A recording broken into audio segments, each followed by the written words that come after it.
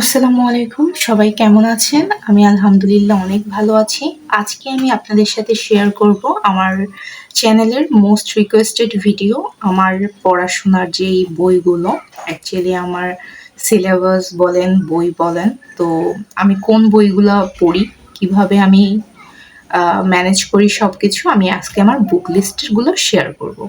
তো ফার্স্টেই হচ্ছে আমি ম্যাথ নিয়ে কথা বলবো। ম্যাথ খুবই একটা ইম্পর্ট্যান্ট সাবজেক্ট।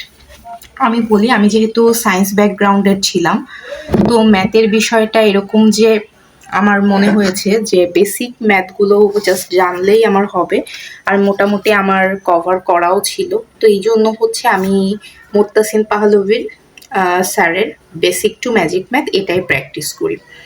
এটা থার্ড এডিশন আমার কাছে আছে। আমি মোটামুটি 2023 থেকে বেশ ভালো করে আসলে সিরিয়াস হয়েছিলাম, তো তখনই এই বইগুলো কেনা। এই বইটা তখন কেনা ছিল, আর নিউ এডিশনে তো আমার জানা মতে তেমন কোনো চেঞ্জ আসেনি। তো এটার জন্য আমি করি। আর অনেকে হচ্ছে সাজেস্ট করে যে ইএস পড়ার জন্য আপনার ক্লাস 6 থেকে 10 পর্যন্ত। তো আমি সায়েন্স ব্যাকগ্রাউন্ডের হওয়ার জন্য আমার ম্যাথটা অতটাও অসুবিধা হয় না, ওই জন্য আমি 6 to 10 ওইভাবে করি না। তবে যারা করে তাদের জন্য ভালো। তো ওটা আমার করা হয় না। আমি জাস্ট ফার্স্টে হচ্ছে আমার কোচিং বা আমি যে ব্যাচগুলা করি সেখান থেকে ম্যাথগুলো বুঝে নিই। তারপরে এই বই থেকে হচ্ছে আমি নিজের মতো করে ম্যাথগুলো সলভ করি। এটা হচ্ছে আমার ম্যাথের পার্সপেক্টিভ।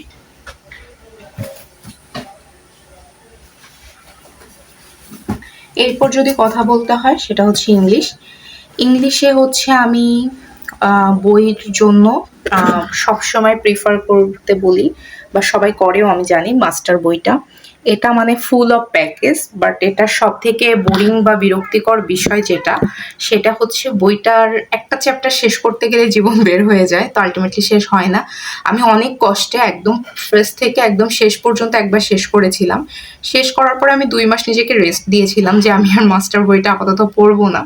তো এরপর হচ্ছে মোটামুটি করে এরপর আমি বিভিন্ন টপিকসের সাথে আসলে শেয়ার করি বা পড়ি, কিন্তু ওইভাবে হচ্ছে যে লাইন মানে পেজ বাই পেজ আমি একবারই শেষ করতে পেরেছিলাম। তো এটাও হচ্ছে 2021 এই এডিশনটা এখনো চলছে। তো আমিও এটাও আমি 2023 সালে কিনেছিলাম। ওকে, আচ্ছা, এবার হচ্ছে আমি আমার বাংলার জন্য বইটা শেয়ার করছি। বাংলার জন্য আমি পড়ি অগ্রদূত বাংলা। এটাও আমার খুব পছন্দের একটা বই। আমার কাছে এই বইটা দেখে মনে হয় যে এখানে কোনো এক্সট্রা তথ্য যেমন নেই, ইভেন কোনো ঝামেলাও নেই। বইটা খুবই সুন্দর, খুবই মার্জিত, গোছানো, বাট অনেক সময় অনেক এক্সট্রা ইনফরমেশন পাওয়া যায় যেগুলো আপনারা বিভিন্ন কোচিং করলে বুঝবেন বা ক্লাস করলে বুঝবেন। তো আচ্ছা, আমি আগের 2টা সাবজেক্টের ক্ষেত্রে যেটা উল্লেখ করি নাই, আমি কিন্তু নিজে নোট করি। প্রত্যেকটা সাবজেক্টের আমার নোট আছে, মানে নোট খাতা আছে। তো সেই খাতাগুলোতে কি হয়, আমি হচ্ছে এগুলোকে অনেক ভালো করে মানে এখান থেকে ইনফরমেশন নিয়ে বা যেগুলো বইতে নেই সেগুলো আমি খাতায় করে একটা সুন্দর করে একটা নোট তৈরি করি। তাছাড়া স্যাররা যে ক্লাস লেকচার পড়ায় সেগুলোও হচ্ছে আমি নোট ডাউন করার চেষ্টা করি। তো বাংলার জন্য আমি আলাদা আর কোনো বই পড়ি না, শুধু অগ্রদূত বাংলাটাই পড়ি। আর কখনো যদি আমার কোনো টপিকস বুঝতে অসুবিধা হয় তাহলে আমি যে যে ক্লাস ব্যাচগুলো করতাম, পার্সোনাল ব্যাচের যে ক্লাসগুলো করতাম ওগুলো আবার করি। তো আর ওই খাতাগুলা সাথে পড়ি প্রত্যেক এক্সামের আগে। এরপরে আছে সাধারণ বিজ্ঞান। সাধারণ বিজ্ঞানের জন্য আমি ওরাকাল বিসিএস প্রিলিমিনারির সাধারণ বিজ্ঞান বইটা পড়ি। এটা আমার কাছে অনেক ইজিয়েস্ট প্লাস সহজলভ্য, এবং পুরাতন কোয়েশ্চেন খুব ভালোভাবে দেওয়া আছে। তো সেই দিক থেকে আমার এই বইটাও বেশ ভালো লাগে, আমার বেশ পছন্দ। মানে আমি যেই বইগুলো আমার কাছে মনে হয়েছে ভালো, প্লাস আমি অনেকের রিভিউ দেখেছি, রিভিউ দেখার পরেই প্রত্যেকটা বই আমার সিলেক্ট করা। তো ওরাকল বিসিএস, তো আমার কাছে মনে হয় যে বিজ্ঞানের জন্য শুধু এই বইটা পড়লে আমার কাছে এনাফ লাগে। আর আমি কোচিং করেছি, কোচিংয়ের শিটগুলো আমার কাছে আছে। আচ্ছা, আমি বলে রাখি, আমি হচ্ছে এক সেশন ওরাকল বিসিএস এর যেই প্রিলিমিনারি কোচিং আছে সেটা আমি করেছিলাম। আর হচ্ছে আমি একটা রিটেন ব্যাচ করেছিলাম হচ্ছে কনফিডেন্সের। তো এটার জন্য হয়েছে কি, আমার মোটামুটি ধরনগুলা বোঝা সহজ। আমি যখন অনার্স করি, অনার্সে থাকতেই থার্ড ইয়ারে ফোর্থ ইয়ারে থাকতে আমি এই 2টা কোচিং করেছিলাম। আর এখন তো আমার ইন্টার্নশিপ শেষ, তো এই জন্য একদম বিগিনার বলে অনেকে ভাবতে পারেন যে আপনি একদম বিগিনার, তো আপনি হচ্ছে কিভাবে এগুলা সাজেশন দেন বা এত কথা বলেন। তো আমি তাদের জন্য এটাই বলবো যে আমি বিগিনার, ওকে ফাইন, বাট আমি এটা নিয়ে অনেক আগে থেকে অ্যানালাইসিস করি, প্র্যাকটিস করি।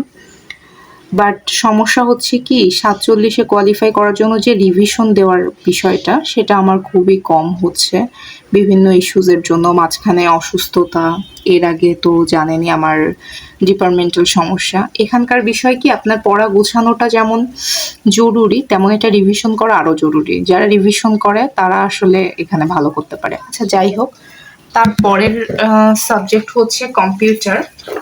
কম্পিউটারের জন্য আমি হচ্ছে আলালস কম্পিউটারটা প্রিফার করি। কম্পিউটার আওয়ার, এটা খুবই আমার কাছে গোছানো লেগেছে, বা ইভেন আমি অনেক পজিটিভ রিভিউও পেয়েছি। তো আমি হচ্ছে কম্পিউটার আলালস কম্পিউটার বইটি পড়ি। আর এবার হচ্ছে বেসিক ভিউ পড়ি আমি 4টা সাবজেক্টের জন্য, যেটা হচ্ছে বাংলাদেশ অ্যাফেয়ার্স, ইন্টারন্যাশনাল অ্যাফেয়ার্স, তারপরে হচ্ছে নৈতিকতা, মূল্যবোধ আর ভূগোলের জন্য। আমার কাছে এই 4টা সাবজেক্টের জন্য এই বইটা একদম পারফেক্ট লেগেছে। আমি যখন অনেক আগে মানে এমনি পড়াশোনা করতাম, আমি MP3টা দেখতাম, কিন্তু আমার কাছে MP3তে আসলে প্রপার মনে হতো না। আমার কাছে মনে হতো যে এখানে কিছু ইনফরমেশন গ্যাপ আছে, বা পড়ে আমি আসলে স্যাটিসফাইড হইতাম না। এটা আমার সমস্যা কি আমি জানি না। তো এই জন্য, আর বেসিক ভিউটাও কিন্তু অনেক টাইম লাগে পড়তে, কিন্তু টাইম নিয়ে পড়লেও কি এখানে সিকোয়েন্সটা অনেক ভালো। প্রত্যেকটা বিষয় সম্পর্কে আপনাকে ডিটেলস দেওয়া আছে। আপনার যখন আপনি রিটেনের জন্য পড়বেন, তো এই ইনফরমেশনগুলো কিন্তু আপনি অনেক ভালোভাবে কাজে লাগাইতে পারবেন, সেটা ইংলিশের ক্ষেত্রে হোক বা ইন্টারন্যাশনাল অ্যাফেয়ার্স বা বাংলাদেশ অ্যাফেয়ার্স। মানে 3-4টা সাবজেক্ট কভার করার মতো কিন্তু এই বইটা আসলেও। পাশাপাশি ইংলিশে কিন্তু বিভিন্ন রিটেনে যে ইয়াগুলো আসে, প্যারাগ্রাফ টাইপের, ওইটার নামটা কি বলে আমার এই মুহূর্তে মনে পড়ছে না। তো সেগুলোর জন্য কিন্তু বেসিক ভিউ ভীষণ ভালো। আচ্ছা, এবার বলি হচ্ছে আমি আপনাদেরকে লিটারেচার। তো লিটারেচারের বিষয়টা কি, লিটারেচারের জন্য আমি কোনো বই কিনিনি, এই ওরাকলের এই শিটটা পড়ি। পাশাপাশি আমাদের স্যার হচ্ছে এরকম একটা আমাদেরকে শিট মানে প্রোভাইড করেছিল, যেই স্যারের হচ্ছে ব্যাচ করতাম। তো ওনার যে এই শিটটা, এটা আমার কাছে ভীষণ মানে উপকারী লেগেছে। আর আলটিমেটলি কি হয় আমি বলি, যে এই বিষয়গুলা মানে লিটারেচারের বিষয়টা, লিটারেচার কিন্তু আপনার ইয়ের পরীক্ষা ছাড়া, BCS পরীক্ষা ছাড়া কিন্তু আর খুব একটা অন্য চাকরি পরীক্ষা আসে না। তো এই জন্য এখানে আমি সারাদিন পড়ে থেকে অবান্তর সময় দিই না, এটার জন্য আমি ওই শিটটা পড়ি, আর হচ্ছে ওরাকলের দেওয়া শিটটা আছে, এই দুইটাই হচ্ছে আমি পড়ি, এতেই মোটামুটি কভার হয়। তো আমি মোটামুটি আমার সব বই সম্পর্কে বলে দিয়েছি। আর এখানে ফাইনালি একটা বই হচ্ছে ডাইজেস্ট আছে আমার কাছে, প্রিসেপ্টার্সের। তো এই ডাইজেস্টটা আমি নিয়েছিলাম, আপনাদেরকে আমি বলেছিলাম যে ডাইজেস্ট পড়ার আমার ওরকম ইচ্ছা নাই, কিন্তু এটা নেওয়ার কারণ ছিল হচ্ছে আমি বাসায় কোনো বই নিয়ে গিয়েছিলাম না। আর তাছাড়া এখন আমার ডাইজেস্টটা পড়তে ভালোই লাগে। আমি প্রত্যেকটা লাইভ MCQর পরীক্ষা দেওয়ার আগে একদম মনে করেন যে জাস্ট সন্ধ্যার দিকে বা বিকালের দিকে যে টাইমটা পাই, ওই সময় কিন্তু আমি ডাইজেস্ট থেকে প্রত্যেকটা টপিকস মোটামুটি একটু হলেও চোখ বুলাই যাওয়ার চেষ্টা করি। তো এতে করে কি হয়, আমার একদম মনে করেন যে যেই জব সলিউশনের যেই কোয়েশ্চেনগুলো থাকে ওগুলো খুব সুন্দরভাবে কভার হয়, যেটা আমার জন্য খুব ভালো একটা বিষয়। আর ও আচ্ছা, আর আমার জব সলিউশন আছে, সেটা আমি এখন আর আলাদা করে দেখাচ্ছি না আপনাদেরকে। তো ওইটাও হচ্ছে পড়া হয়। তো এই ছিল আমার বইয়ের কালেকশন। এছাড়াও যদি আপনাদের আরও কিছু জানার থাকে, আমাকে কাছে শোনার থাকে, তাহলে প্লিজ আমাকে কমেন্টস করবেন। আমি চেষ্টা করি আমার কমেন্ট সেকশনে সবার রিপ্লাই দেওয়ার জন্য। আর কোনো রিকোয়েস্টেড ভিডিও থাকলে সেটাও আমাকে জানাবেন, আমি চেষ্টা করব রিকোয়েস্টেড ভিডিও দেওয়ার জন্য। সবাই ভালো থাকবেন, সুস্থ থাকবেন। আল্লাহ হাফেজ।